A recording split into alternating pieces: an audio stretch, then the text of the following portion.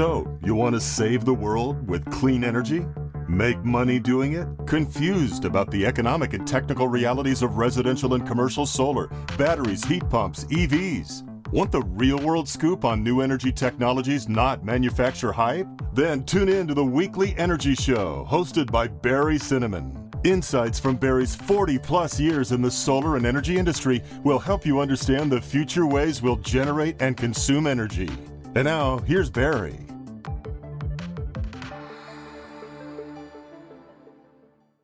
Welcome to this week's Energy Show. Well, we're talking about the increasingly apparent global warming emergency. Boy, I couldn't, look at a website, look at a magazine, pick up a newspaper over the last week or two and not see fires and high temperatures and things like that. Yeah, to that point, interesting factoid. Death Valley recorded the hottest month ever recorded on Earth. It averaged 108.1 degrees day and night all of the July of 2018. And that beat last year's hottest ever month, which also was in July on Earth, by 0.5 degrees. That's the hottest temperature ever recorded on Earth for a month. Now, interesting, also, July 2018 recorded the record high temperatures on every single continent in the northern hemisphere. And I'm like, well, what about the southern hemisphere? And then I realized, oh, heck, it's winter in the southern hemisphere, so you're not going to have record high temperatures. But anyway, this is not just a U.S.-only story. It's a worldwide issue. And that's why politicians all over the world and policymakers and leaders created the Paris Climate Agreement, which every country in the world joined except for Syria. Every country in the world joined it except for Syria. Think about that. And then our President Trump withdrew from the Paris Climate Agreement on June 1st, 2017. And then later in 2017, Syria decided to join the agreement. So right now, the U.S. is the only country in the world not a signatory to the Paris Climate Agreement, which the intention of which is to avoid a global warming emergency. And, I'm kind of talking about the topic of this show. It's time to panic because we're not doing anything about it. The global climate is clearly getting worse. I'm calling it global warming now because that's what it is. It's not. Yes, it's climate change. And the climate change that's happening is that the world is getting hotter, and it's really clear. So according to the ongoing temperature analyses conducted by scientists at NASA's Goddard Institute for Space Studies, the average global temperature on Earth has increased by about 0.8 degrees Celsius, which is 1.4 degrees Fahrenheit, since 1880. So 130 years ago or so. 2/3 of the warming has occurred since 1975. At a rate of roughly 0.15 to 0.2 degrees centigrade per decade. So it's speeding up. And that's the way natural processes usually work. That's why it's time to panic. So instead of kind of summarizing issues and things like that, because everybody's biased, I'm just going to look at some headlines that I read over the last week. And these are headlines in both liberal and conservative publications. So it's both perspectives. Now, not surprisingly, even the conservative publications have come to the conclusion that the climate is changing. They don't call it global warming, but it's global climate change. And they're also agreeing that the cause is from burning fossil fuels. So we'll start out with the liberal Salon magazine. Their headline, "It's time to start panicking about climate change." It's time for us to panic about global warming. Indeed, a proper state of panic is long overdue. Yet this is one of those issues in which, because there are so many twists and turns and overwhelming details, it's easy to lose sight of a crucial fact. If we do not resolve the problem of man-made climate change, it could quite literally spell the end of human civilization. Maybe that'll be a long time from now, but it's getting worse and worse and worse. So I get to quote these articles, and I'm going to editorialize a little bit. Okay. Well, what did the Wall Street Journal say? They're a very well-regarded conservative publication. They had a comment, "Climate change has run its course." This is an interesting article. Quote, "Climate change is over. No, I'm not saying the climate will not change in the future or that human influence on the climate is negligible. I mean simply that climate change is no longer a preeminent policy issue. All that remains is boilerplate rhetoric from the political class, frivolous nuisance lawsuits, and bureaucratic mandates on behalf of special interest renewable energy rent seekers." I resemble that remark. I'm kind of happy that California decided to put a mandate in place for rooftop solar for new construction. It makes a lot of good economic sense. And as far as the boilerplate rhetoric, I mean, I think the guy that wrote this article in the Wall Street Journal should look out the window in California, because today it's smoky and those fires are 100 miles away from here. But the biggest fire ever in California history is now burning. Could be coincidence. Most people don't agree. All right. What did The Economist say? Great publication. I don't know whether they're liberal or conservative. I'm just going to call them British. Here's their headline. In the line of fire, losing the war against climate change. Rising energy demand means use of fossil fuels is heading in the wrong direction. Earth is smoldering. From Seattle to Siberia this summer, flames have consumed swaths of the northern hemisphere. One of 18 wildfires sweeping through California, among the worst in the state's history, now it's the worst, is generating such heat that it created its own weather. Fires that ravaged through a coastal area near Athens last week killed 91 people. Elsewhere, people are suffocating in the heat. Roughly 125 have died in Japan as a result of a heat wave that pushed temperatures in Tokyo above 40 degrees centigrade for the first time. Such calamities, once freakish, are now commonplace. Scientists have long cautioned that as the planet warms, it is roughly 1 degree C hotter than before the industrial age's first furnaces were lit. Weather patterns will go berserk. An early analysis has found that this sweltering European summer would have been less than half as likely were it not for human-induced global warming. Okay, all right. Let's see what Fox News says. Yeah, a very, very popular conservative news publication and TV network. Science says record heat fires worsened by climate change. Heat waves are setting all-time temperature records across the globe again. Europe suffered its deadliest fire in more than a century, and one of nearly 90 large fires in the U.S. West burned dozens of homes and forced the evacuation of at least 37,000 people near Redding, California. It's much worse now. Flood-induced downpours have pounded the U.S. East Coast this week. It's all part of summer, but it's all being made worse by human-caused climate change, scientists say. Yeah, I'm glad that Fox News is quoting science, and they're not disputing it. Okay. What does CNN say? Yeah, one of my favorite networks. Some people call it fake news. That's not true. They're terrific. All right, their headline. Our climate plans are in pieces as killer summer shreds records. Deadly fires have scorched swaths of the northern hemisphere this summer, from California to Arctic Sweden and down to Greece on the sunny Mediterranean. Drought in Europe has turned verdant land barren, while people in Japan and Korea are dying from record-breaking heat. Climate change is here and is affecting the entire globe, not just the polar bears or tiny islands vulnerable to rising sea levels, scientists say. It is on the doorsteps of everyday Americans, Europeans, and Asians, and the best evidence shows it will get much worse. Yeah, doorsteps. You look out the window, it's smoky. The air in California right now is worse than the air in Beijing and Shanghai.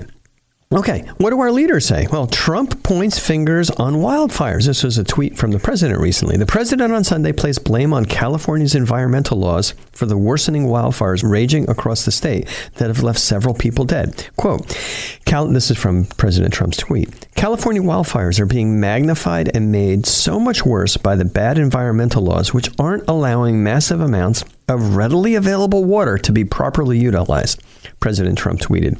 It is being diverted into the Pacific Ocean. Must also tree clear to stop fire spreading. Trump this weekend approved a major disaster declaration in California that would in part help with recovery costs in the affected areas. That's great. Governor Jerry Brown's office announced this is part of a trend, a new normal that we have got to deal with, Brown said Saturday of the wildfires. Democrats, for their part, have been wary of directly connecting extreme weather as the latest sign of climate change. Well, I'm connecting it. I'm a Republican. It's pretty obvious. Just look out the window. All right.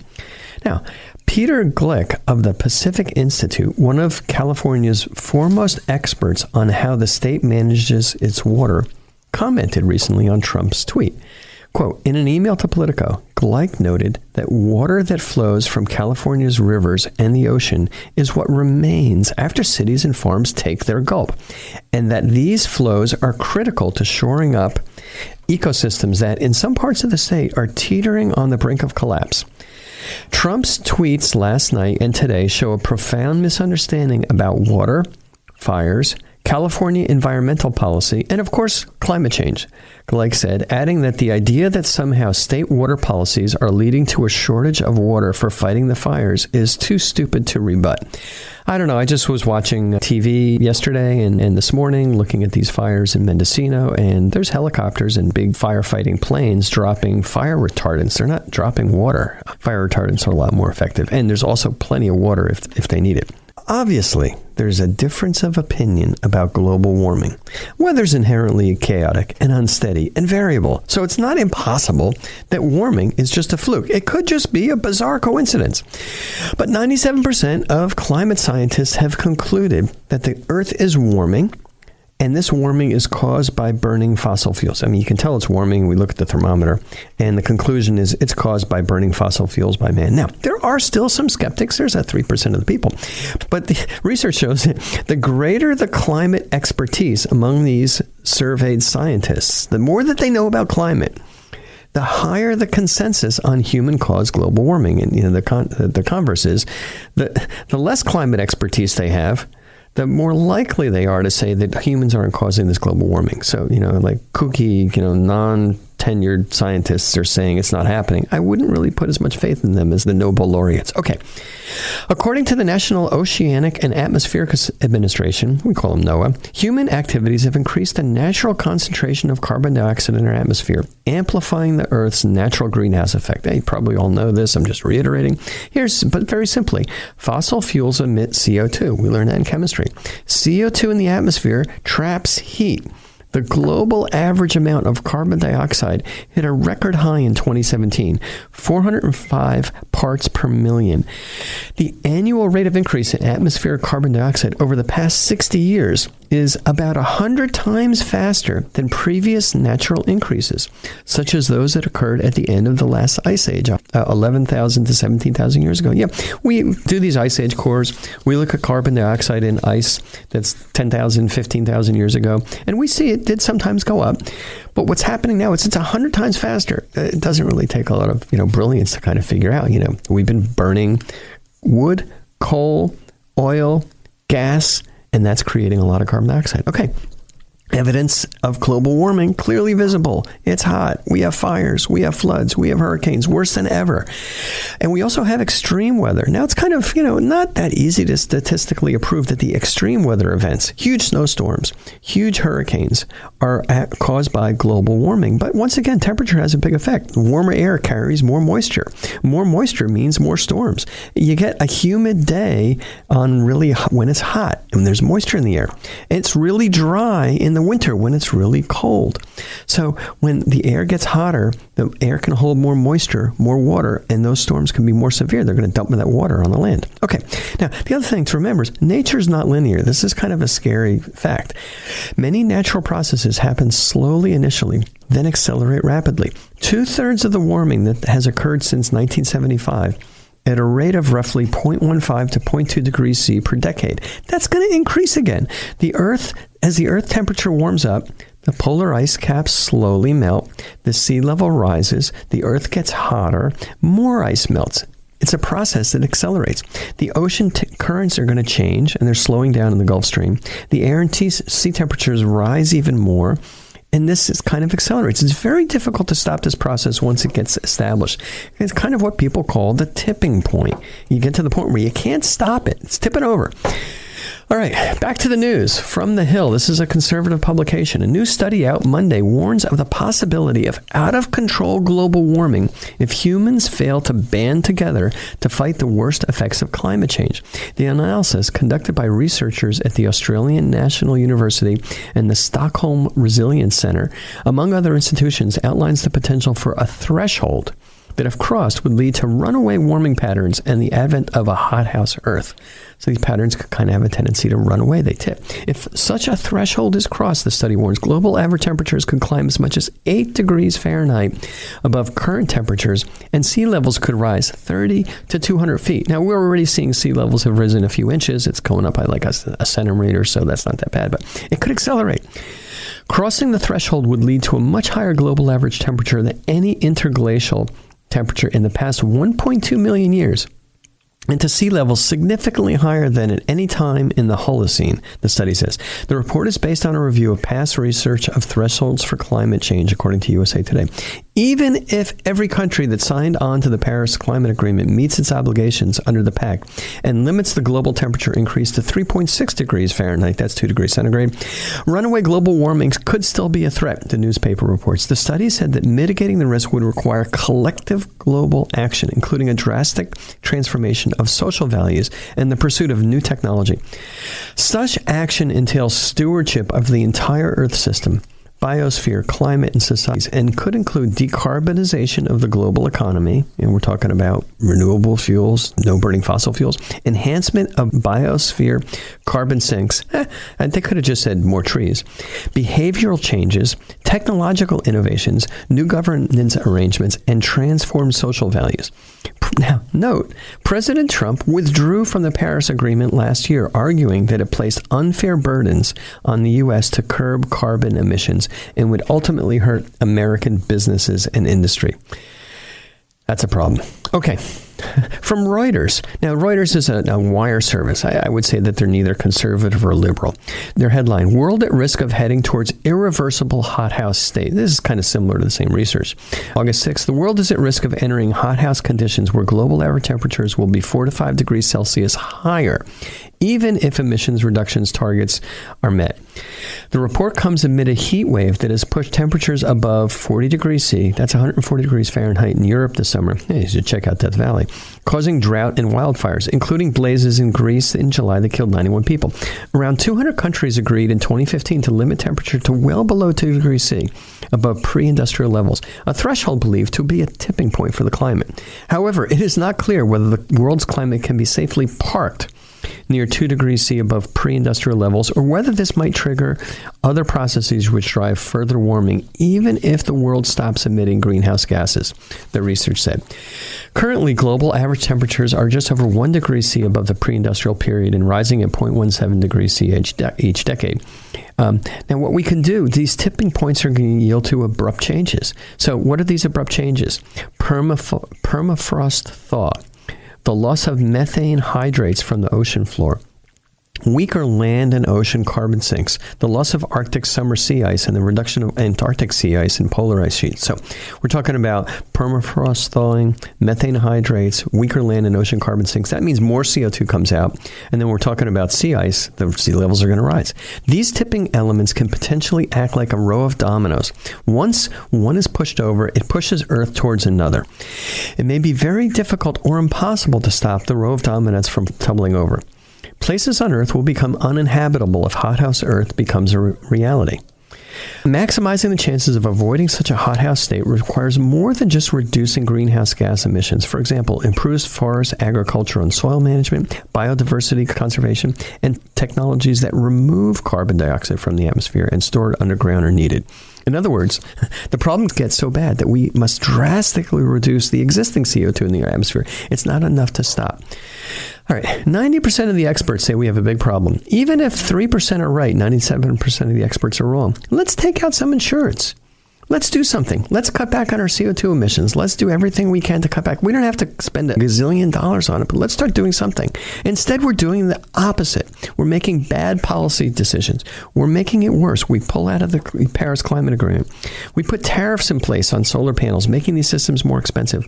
We killed the Clean Power Plan, which would require utilities to reduce their emissions. We're pushing aggressively coal, oil, and gas fuels, which are going to emit more carbon dioxide. Extremely short-term thinking. We are not leading.